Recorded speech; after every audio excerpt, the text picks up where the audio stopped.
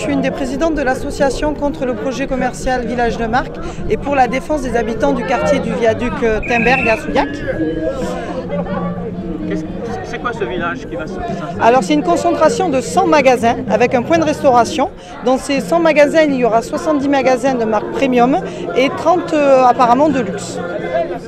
Et qui va s'installer en centre-ville? Alors non, pas du tout. C'est ça le problème, c'est que ce projet va être installé en périphérie du centre-ville. Donc nous, on ne comprend pas déjà l'objectif, puisque nous avons soumis l'idée que ce serait plus judicieux de combler les 60 magasins vides de Souillac avec ces magasins qui souhaitent installer.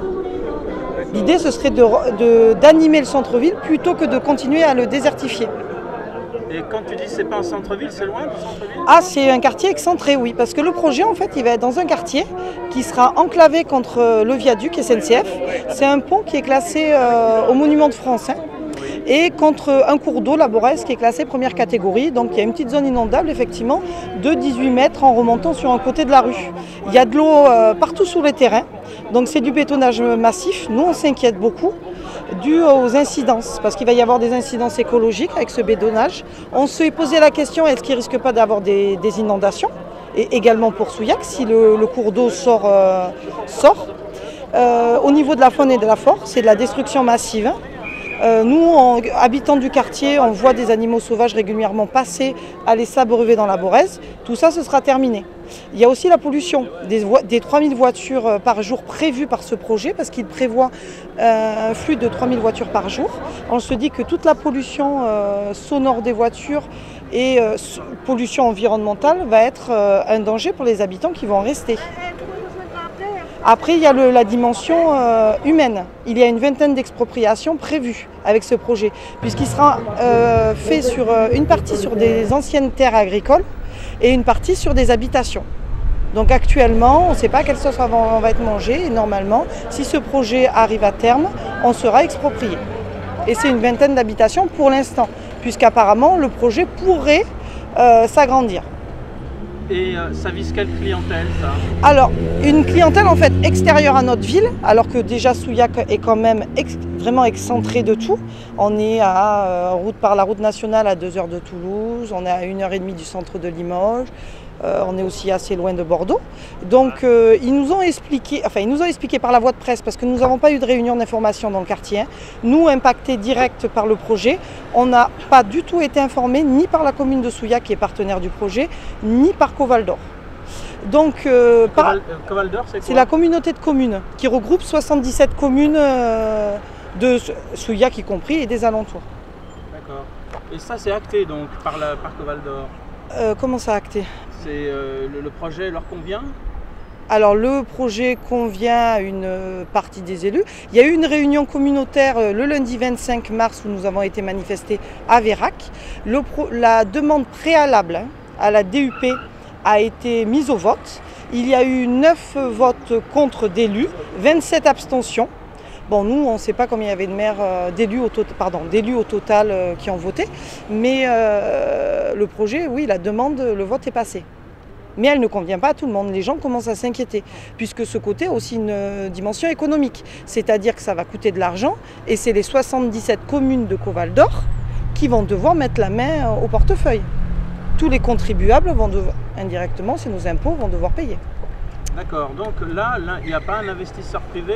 Alors apparemment, il y a des investisseurs privés, puisque le projet serait, je dis bien serait parce qu'on n'a pas des détails, nous sommes dans le flou total, serait financé, les investisseurs privés financeraient à hauteur de 90% de la somme de base, mais nous n'avons aucun nom d'investisseurs privés. On ne sait pas qui ils sont, ou qui il est, s'il n'y en a qu'un, on ne sait pas. Enquête publique, pas besoin? Pas encore. Pas encore, parce que la DUP, à notre connaissance, n'a pas encore été déposée. Donc pour l'instant, il n'y a pas d'enquête publique. D'accord. Elle le sera quand ils déposeront. Le public en France augmente de 2700 € par seconde. Si l'évasion fiscale n'existait pas, la dette publique devrait diminuer de 500 € par seconde. Et en Belgique, quand les ministres des Finances vous expliquent... Les jaunes sont calmes. Oui, tout à fait. Et ce qui prouve bien qu'ils ne sont pas toujours solidaires. Hein. Oui. Hein, la Banque Populaire, c'est la seule banque qui n'a pas voulu nous recevoir. Le Crédit Agricole nous a reçus, la Société Générale nous a reçus, toutes les banques nous ont reçus, sauf la Banque Populaire. Et vous lui demandez quoi? Tout simplement discuter avec eux au niveau des agios, au niveau de tous ces genres de choses. Tout simplement. Pour que les pauvres arrêtent de payer pour les riches. Tout simplement.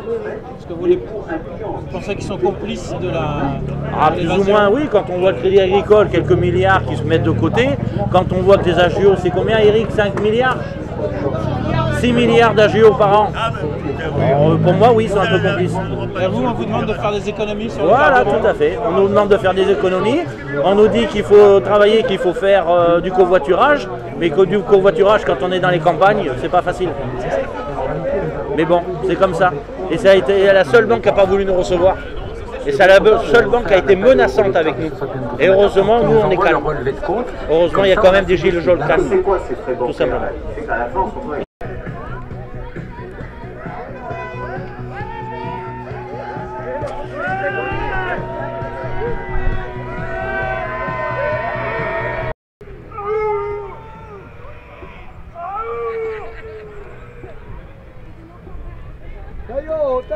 Taillot. C'est pas ça, non, Raoult? Taillot. Non. Vous réfléchissez, vous. Mais ça veut pas dire que les gens qui sont derrière un uniforme ne réfléchissent pas. Ça veut dire qu'ils sont comme vous, derrière un gilet jaune, et que leurs conditions les obligent à peut-être pouvoir s'exprimer ou pas. Sauf que eux, à mon avis, ils sont comme vous, ils ont peut-être un loyer, un crédit, des enfants, et puis des idéaux. Sauf que, pour l'instant, ils sont bloqués, les gars. Peut-être qu'un jour, ils poseront les armes, et qu'ils mettront un gilet jaune. Peut-être qu'un jour, vous ferez l'inverse. Vous poserez vos gilets jaunes, et vous mettrez des gilets bleus, et vous direz, maintenant, c'est nous, la police. On distribue à manger partout. On va se servir dans les Leclerc, dans les Carrefour, dans les Auchan. Peut-être qu'un jour, vous direz aux banques, eh ben, tu sais quoi, mon découvert, tu peux le prendre et te le mettre dans le cul, parce qu'à partir d'aujourd'hui, mon argent n'existe plus. Aujourd'hui, je fonctionne autrement. Peut-être qu'on peut changer les choses. Peut-être qu'on peut le faire sans violence. Peut-être qu'on peut changer les choses simplement, sans dire aux gens qui sont habillés en bleu, qu'est-ce que vous foutez là, les gars, putain.